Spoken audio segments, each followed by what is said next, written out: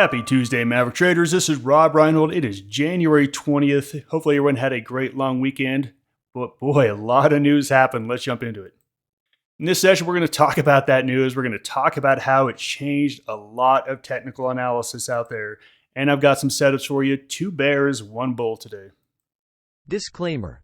This video was created for professional stock and option traders. Maverick Trading is a proprietary trading firm that employs professional traders around the world. Our traders trade firm capital and keep 70 to 80% of profits they generate. All trades and analysis in this video are for professional traders only. If you are interested in becoming a professional trader for Maverick, click the apply button in the video description. Let's break down what happened today. All right, well, let's start off with the markets and let's start off with the news because last weekend was a long weekend. The markets were closed on Monday, but boy, the news did not stop. We had some real raising of the rhetoric about Greenland and the U.S. Wanting to buy Greenland, take it over. At this point, who knows what's going on, but Denmark and the EU are not backing down. They are really stepping up to the U.S. and saying, you will not have this. And the rhetoric is getting pretty crazy. Because Trump then said, hey, we're going to put tariffs on you. We're going to put extra tariffs on you if you don't give us Greenland. And then the EU shot back, like, put tariffs on us. We're going to put tariffs on you, and we're going to start doing major trade deals with other countries.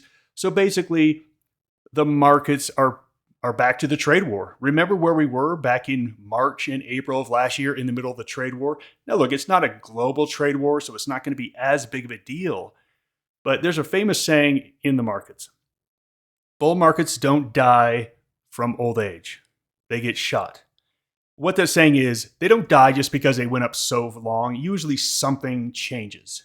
Now, I'm not saying that this is what the change is, but I am saying that we may look back at this period of history and say, oh, yeah, that was the end of the bullish move. I'm not saying that's happening. We have a whole lot of days and candles to see before we even get close to that. But I want to be very clear here that some major things changed from just Friday when I did the trading room when I said, hey, everything's bullish, everything looks great. This is one of those news events that can change everything. When you take a look at the S&P 500, we are now below the 50-day moving average. When you take a look at the NASDAQ, it is now below the 50-day moving average. If we take a look at the final numbers here, the RSP, equally weighted markets, dropped 1.5%. The Qs dropped over 2%. The Russell, 1.2%.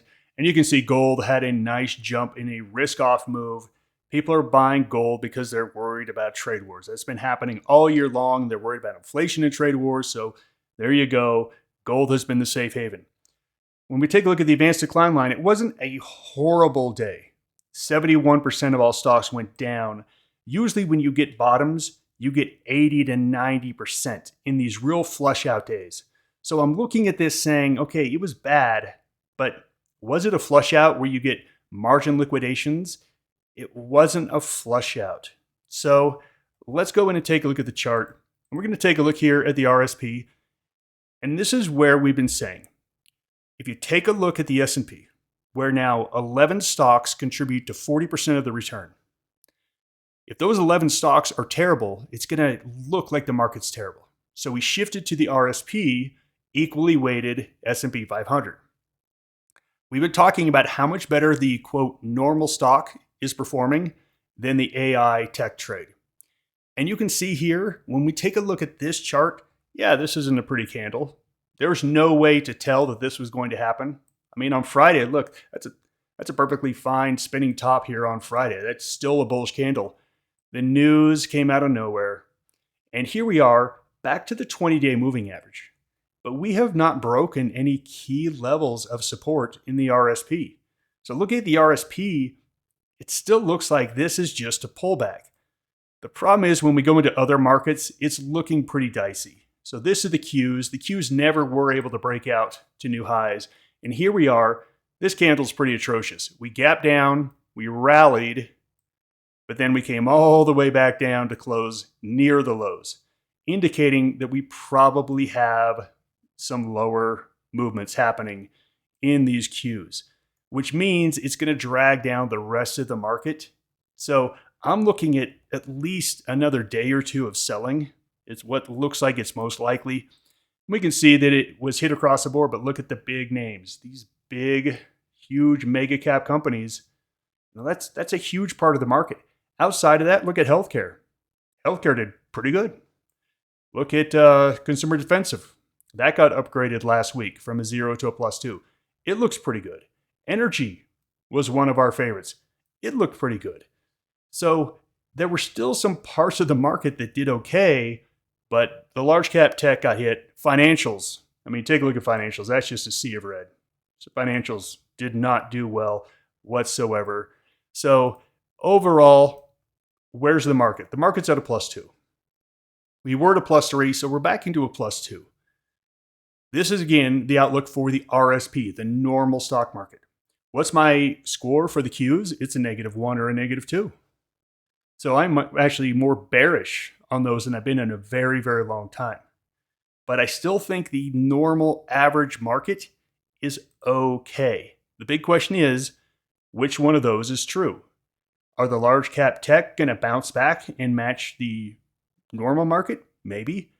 Or are the Qs going to sink so bad and it gets so ugly that there's mass selling across the board and everything? That could happen as well. I don't know which it's going to be.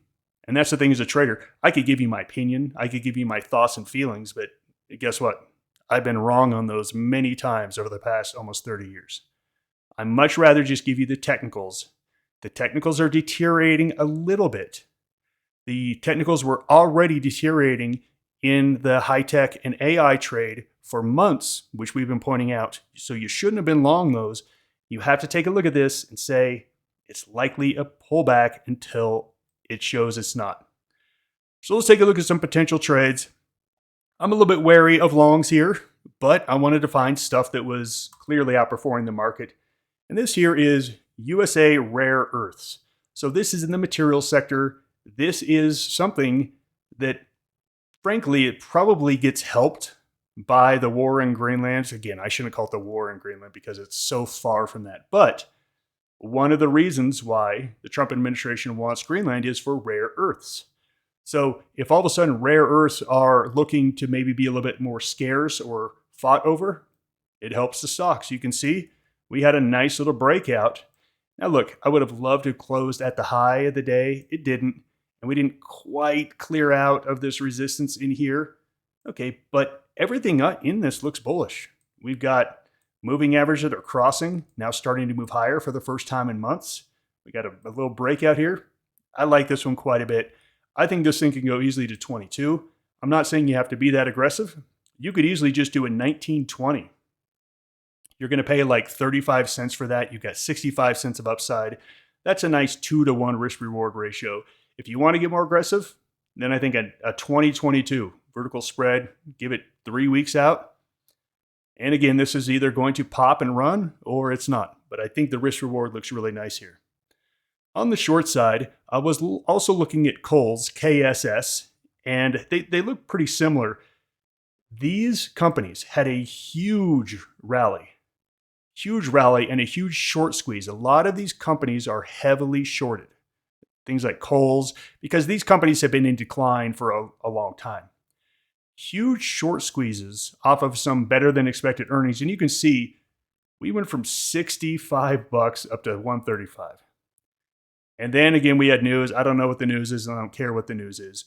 But this is what we call the belly flop. The belly flop pattern, where you have a huge move to the upside, and then some bad news comes out, and it can't bounce. So for me, I love this one. I like this quite a bit. Do I want to be directional, like really heavily directional? Not really. I probably want to be like in the middle. So this probably has dollar strikes. I'm probably looking to be at like a 102.98. If I want to be more bearish, then maybe a 195. But I'd rather be pretty much at 50 delta on this with the vertical spread. I don't think it's really giving you the market's giving you a green light to go heavily short and go after delta. I don't think we're there yet. The next bearish trade I want to talk about is AIG. So we talked about how the financials really got hit. had some bad news here. It dropped. And look, there is no buying coming into this thing. No buying whatsoever. Drops again. There's no buying coming into it this week. So remember last week, the markets hit a new all-time high last week. And AIG can't get above this 74, even after it just got clobbered from 78. There's no buying here. And here we are right back down to the bottom of that range. I really like this trade on the short side. 70 is the target. So I'm looking to do like a 73.70 or maybe a 74.70 bear put spread. I'm going to be a little directional on this one. You could be non-directional if you want. Do like a 74.72 bear call spread. That's going to be mostly theta. But there's a lot of good things you can do here. And I am starting to see some better short setups than we've seen over the last couple of months. Let's talk about tomorrow. Closing on the lows typically means a gap down. Right now, the rhetoric is at a 8, a 9. If it gets worse, then all of a sudden, this situation gets a lot worse. So this is really now a news trade where based on what happens with the news, we're either going to go up 1% or down 1%. That's just where we are. And we have shifted from a low volatility environment to a high volatility environment. There's some strategies that don't work well in a high volatility environment. Selling puts doesn't work as well in this environment. So if that's your strategy, maybe you should sit out for a bit. Or maybe you should change to a different strategy, or maybe you do your spreads a little bit tighter than they used to be. So high volatility, you need to change the way you're looking at this market. Directional trading gets better under these kind of markets because we're either going to have a big fall or a big rally. And if you've got the right trade on at the right time, it's a really nice return. As far as economic reports go, there's nothing really that big on the schedule tomorrow. And we're right in the middle of earnings season, so you should already be checking earnings on all your trades. Thanks for joining me. Take care. Goodbye, everyone.